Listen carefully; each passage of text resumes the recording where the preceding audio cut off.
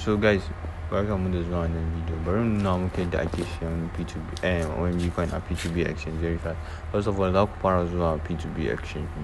So interface din yana kamar haka. It's very easy to use and navigate through.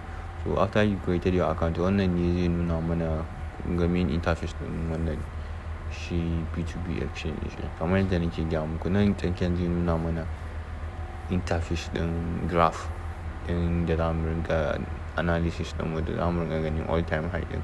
Gefe kuma yana nuna mana coins din da muke da shi da kuma saman da akwai wani search bar da za ku yi searching akan ku nemo OMD.